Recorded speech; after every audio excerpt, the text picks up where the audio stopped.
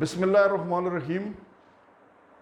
عمران خان زندہ باد، یہ آج اس لیے اس نعرے سے ہم پروگرام کا آغاز کر رہے ہیں کہ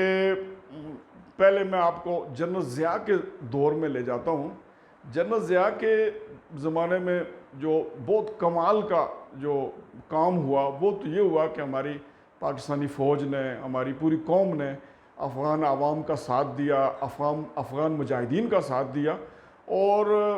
جس کے نتیجے میں ایک سپر پاور شکست کھا گئی، اور 7-8 یہ اسلامی مملکتیں بھی جو ہیں وہ آزاد ہوئیں، جن کی تفصیل کا اس وقت بیان کرنے کی ضرورت نہیں ہے۔ تو جنرل ضیاء کے زمانے میں ڈاکٹر اسرار صاحب مرحوم، جو آپ اس دنیا میں نہیں ہیں، اور بہت زبردست ان کے پروگرامات شروع ہوئے۔ درس قرآن انہوں نے پاکستان ٹی وی سے دینا شروع کیا، اور بڑا زبردست پروگرام تھا، اور پرائم ٹائم پہ یہ پروگرام ہوتا تھا۔ اور جس طرح اس زمانے میں پاکستانی ڈراموں کے لیے لوگ رک جاتے تھے، پاکستان پورا خاموش ہو جاتا تھا، تو ڈاکٹر اسرار صاحب کا درس سننے کے لیے بھی لوگ اسی بے چینی سے انتظار کرتے تھے۔ ہفتے میں 1 دن یا 2 دن یہ درس ہوتا تھا، تو اس درس کے لیے بڑی بے چینی، بڑی انتظار کرتے تھے۔ اتنا زبردست درس جو ہے پاکستان ٹی وی سے نشر ہونا شروع ہوا، تو ڈاکٹر اسرار صاحب سے کہیں انہوں نے کہہ دیا کہ یہ جو خواتین، اس زمانے میں لوگ پروگرام میں شریک بھی ہوتے تھے، صرف نشر نہیں ہوتا تھا، تو ڈاکٹر اسرار صاحب نے کہہ دیا کہ یہ جو بیویاں، یہ جو خواتین درس کے لیے درس میں شرکت کرتی ہیں، ان سے میری گزارش ہے کہ یہ شرعی پردہ کر کے، یعنی کم از کم سر پہ چادر رکھ کے اس درس میں شریک ہوا کریں۔ تو اس کے بعد ان خواتین نے ڈاکٹر صاحب کے خلاف مظاہرے کیے، ڈاکٹر صاحب کے خلاف بیانات دیے، تو بجائے اس کے کہ ان خواتین کے سروں پہ چادر دلوائی جاتی، ان کے سروں پہ چادر وہ رکھ کے آتی، اور ڈاکٹر صاحب کا درس ہی بند کر دیا۔ یہ آسان لگا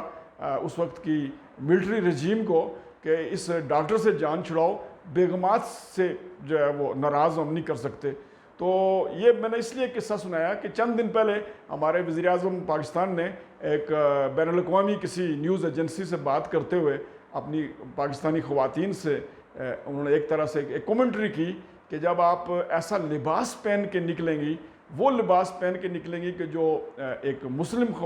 خاتون کا لباس نہیں ہوتا، تو ظاہر ہے پھر آپ کسی نہ کسی کوئی نیگیٹو کومنٹس آئے گا، کوئی نیگیٹو ایکٹیویٹی کوئی فعال ہو سکتی ہے، تو اپنے لباس کا خیال رکھ کے، تو یہ اس طرح کی ایک انہوں نے تقریباً اچھے الفاظ میں نے اتنے اچھے الفاظ استعمال نہیں کیے، لیکن پرائم منسٹر پاکستان نے اچھے الفاظ میں یہ بات کہی۔ تو پورے پاکستان میں جو میڈیا ہے، جس میڈیا کا جو پرنٹ میڈیا ہے یا الیکٹرانک میڈیا ہے، جب سے یہ میڈیا اور سوشل میڈیا ہے، اس پہ میں دیکھ رہا ہوں کہ بہت سارے لوگ بڑے منفی کمنٹس کر رہے ہیں، اور وزیر اعظم پاکستان، اور جو خاص طور پر ہمارا لبرل طبقہ ہے، جس کا ٹارگٹ یہی ہے کہ ہماری بہو بیٹیوں کے سر سے چادریں وہ کھینچ لیں، ان کے لباس کو مختصر سے مختصر ترین ان کا یہ ایجنڈا ہے، تو وہ بڑھ چڑھ کے جو بیانات دے رہی ہیں۔ لیکن وزیر اعظم پاکستان زندہ باد، اور ہم امید کرتے ہیں کہ وہ اپنے اس پہ قائم رہیں گے کہ ہمارے یہ جو ہمارا ملک ہے، یہ پاکستان ہے، یہ ایک مسلمانوں کا ملک ہے، اور اس مسلمانوں کے ملک میں جو ہم اپنی بیٹیوں کو کے لیے جس طرح پسند کرتے ہیں، اپنی بہنوں کے لیے جس طرح پسند کرتے ہیں، اپنی بیوی اس کے لیے پسند کرتے ہیں کہ وہ ایک ساتر لباس پہنے، جس طرح قوم کی ہر بیٹی، قوم کی ہر بہن، قوم کے ہر خاتون کے لیے ہم یہی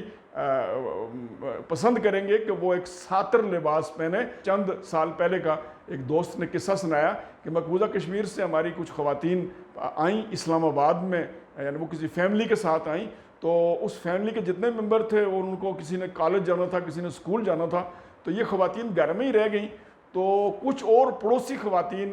اس گھر کی والی خواتین سے ملنے آئیں، تو وہ بات چیت کر کے واپس چلی گئیں۔ تو ان مقبوضہ کشمیر والی خواتین نے اپنے گھر جو ان کے ان سے کہا کہ کچھ ہندو لڑکیاں آئی ہوئی تھیں آپ سے ملنے کے لیے، کچھ ہندو لڑکیاں آپ سے ملنے کے لیے آئی تھیں۔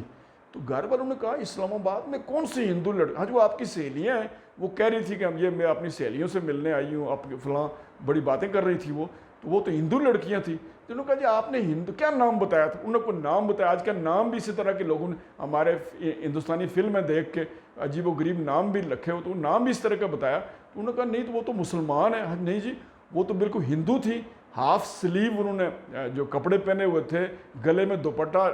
بھی نہیں تھا، کھلے بال تھے، ناخن بڑے ہوئے تھے۔ ہمارے مقبوضہ کشمیر میں یا ہندوستان میں اس سٹائل میں ہندو لڑکیاں ہوتی ہیں، مسلمان لڑکیاں تو اس طرح نہیں ہوتی۔ یہ مقبوضہ کشمیر والی ہماری ان بہنوں نے یہ کمنٹری کی۔ تو بہرحال کشمیر کا میں یہ بھی بتاتا چلوں کہ ہمارے کشمیر میں ہندو جو مہذب گھرانے کی ہیں، جو پنڈت گھرانے کی خواتین ہوتی ہیں، وہ بھی پردہ کرتی ہیں۔ یہودیوں کو دیکھیں، یہودیوں کی جو معزز گھرانے کی جو خواتین ہیں وہ بھی پردہ کرتی ہیں۔ یہ کرسچنز کی جو معزز گھرانے کی خواتین ہیں وہ بھی پردہ کرتی ہیں۔ یہ بے پرد مخلوق جو ہے، یہ کوئی بھی مذہب، کوئی بھی دین پسند نہیں کرتا کہ وہ بے پردہ خواتین کو کھلے عام وہ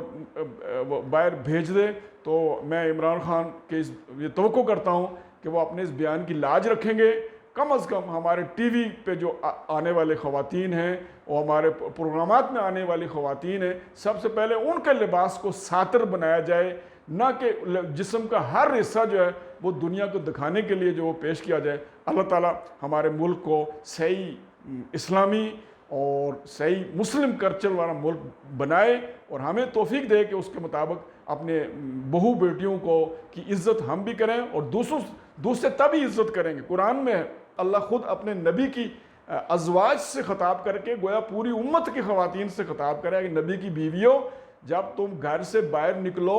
تو اپنے آپ کو اچھی طرح ڈھانپ لیا کرو، اپنی اچھی چادر سے، اچھے پردے سے اپنے آپ کو ڈھانپ لیا کرو، تاکہ تم پہچانی جا سکو کہ تم شریف گھرانے کی لڑکیاں ہو اور تمہیں تنگ نہ کیا جائے۔ یعنی عرب کلچر تھا کہ عرب میں معزز گھرانے کی خاتون اچھی چادر، اچھا پردہ کر کے نکلتی تھی۔ جو لوڑیاں تھیں یا جو وہ پراسٹیچیوٹ تھیں تو وہ کھلے بندوق، کھلے بال یا کھلا لباس، اس طرح کا آج کل کا نہیں، وہ اپنے زمانے کے اس طرح وہ باہر نکلتی تھی۔ تو ایک شریف خاتون کی اور ایک پراسٹیچیوٹ کا فرق کیا جاتا تھا کہ جس نے لباس ساتر پہنا ہو۔ یہ عرب کلچر کی میں بات کر رہا ہوں۔ بہت شکریہ۔ پاکستان زندہ باد۔